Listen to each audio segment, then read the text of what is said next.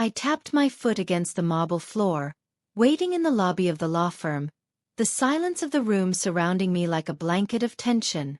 Outside the glass walls, the city hummed with life, but inside, everything felt still, caught in some strange suspension. I was here to file for divorce, and as much as I tried to tell myself I was ready for this, my heart hammered in my chest.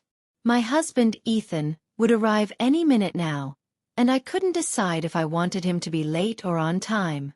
A part of me just wanted to get this over with, but the other part, well, that part still remembered all the times he made my heart race, the way he'd look at me like I was the only woman on the planet. I had loved him once, fiercely and with everything I had, but things had changed. We had changed. Taking a deep breath, I tried to calm my nerves. My lawyer, Cassandra, glanced at me from across the table with a sympathetic smile. "You're doing the right thing, Alyssa," she said gently. "$1 billion is a lot of money. With Ethan's recent success, you're entitled to it. This is your fresh start." I nodded, knowing she was right, but it didn't make the decision any easier. This wasn't just about the money. It was about the fact that our connection had faded, and it felt like we were strangers sharing a life that neither of us fully belonged to anymore. Maybe I could have stayed, tried harder to make it work, but something deep inside me told me that the version of us I was holding on to had vanished. The door to the lobby opened, and there he was. Ethan walked in with a confidence that made the air feel charged, his gaze immediately finding mine. My heart skipped a beat, just as it always did when he looked at me like that, even after everything.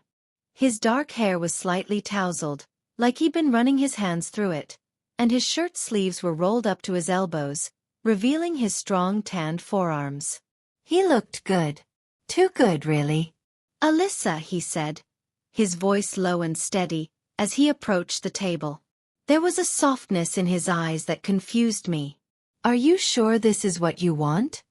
I met his gaze, forcing myself to be firm. "Yes, Ethan.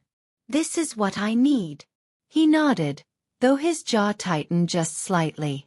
For a moment, neither of us said anything, and I could feel the unspoken words hanging between us, almost as if they were daring either of us to reach out, to stop what we were doing.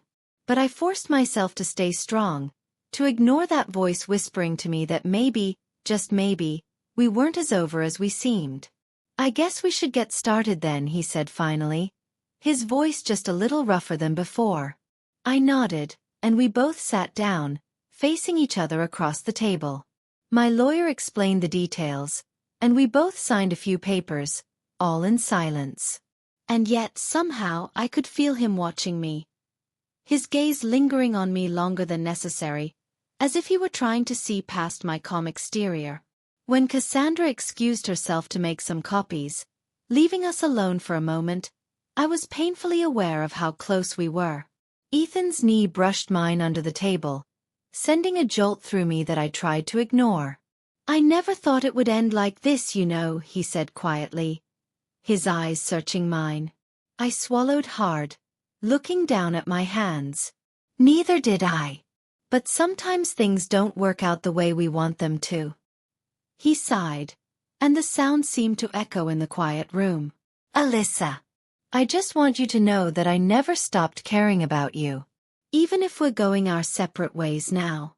A part of me wanted to believe him, to cling to those words like a lifeline. But I'd been hurt before, and I knew better than to let myself fall back into old habits. "I know, Ethan. But that doesn't change the fact that we're here." He was silent for a moment, and I could feel the weight of his gaze on me again. "You were always so stubborn," he murmured, a small smile tugging at his lips. I couldn't help but smile back, though I tried to hide it. "And you were always so difficult." He chuckled, a sound that was too warm, too familiar, in this strange, tense moment. "I think that's why we worked so well together. We challenged each other, kept each other on our toes." My heart clenched at his words, and I looked away, not trusting myself to respond. There was something about the way he was looking at me that made it hard to breathe, And I knew that if I let myself linger here too long, I'd start questioning everything. I'd start wondering if maybe, just maybe, there was a way for us to find our way back to each other. Before I could think too hard about it, Cassandra returned with the papers, and we both sat up straighter, focusing on the task at hand. But as I signed the last document, sealing our fate, I couldn't help but steal a glance at Ethan. His expression was unreadable, but there was something in his eyes, something vulnerable and raw, that made my heart ache. As we wrapped up, he reached across the table, his fingers brushing mine. It was the smallest of touches, but it sent a thrill through me that I couldn't ignore. "Alyssa," he murmured, his voice barely above a whisper. "Are you sure you can walk away from this? From us?" I hesitated, feeling the weight of his words settle over me.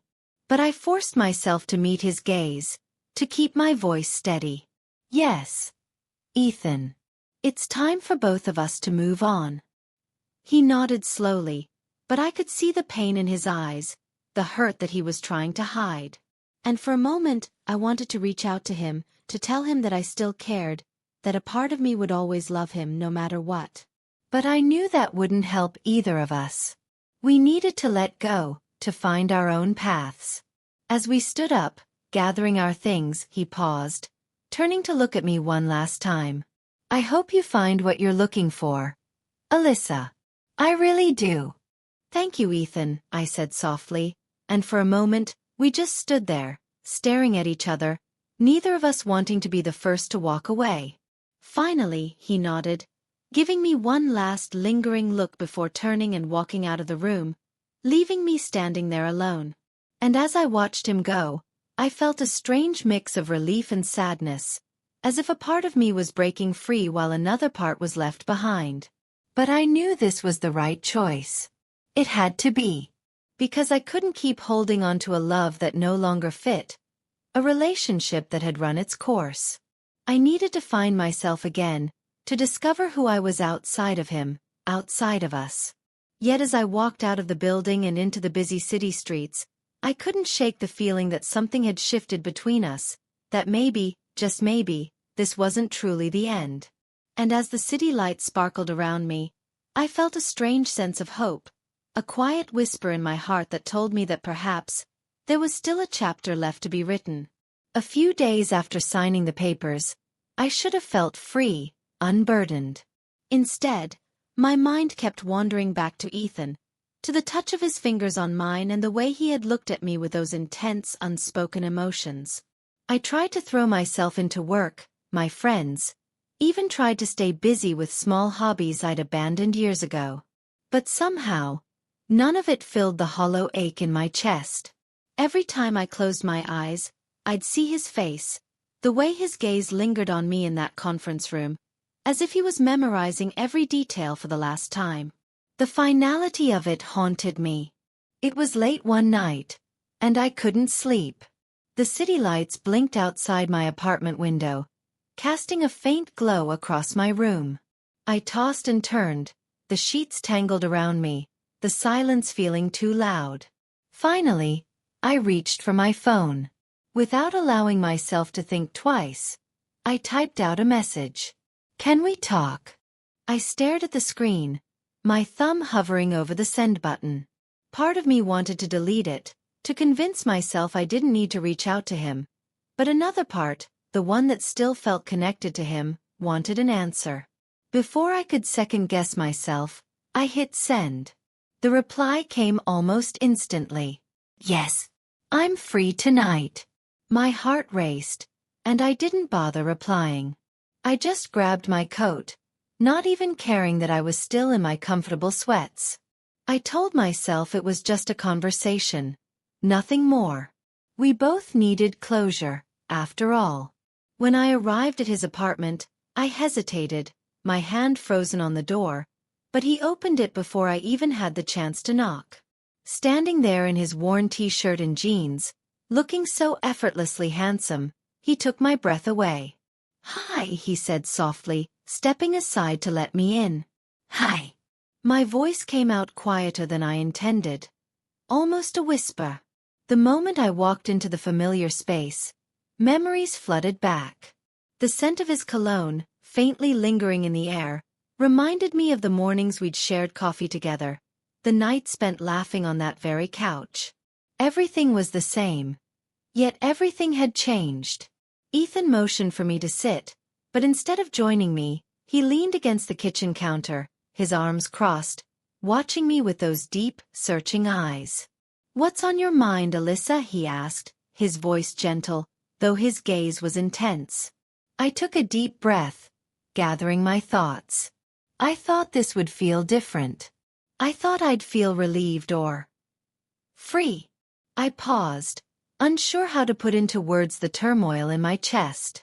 But instead I just feel lost. He nodded, his face softening as he listened. "I know what you mean. It's been the same for me. I thought I was ready to let go, but it's harder than I imagined."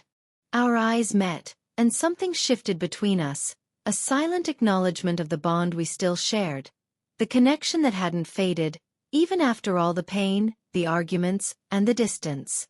"I miss you, Alyssa," he said quietly, his voice barely above a whisper, as if he were afraid to admit it. My heart ached at his words, and before I knew it, I was standing up, closing the space between us. I didn't think about what I was doing, didn't question it. I just moved, driven by some deep, undeniable urge to be close to him. We stood there, inches apart, the air between us charged, electric.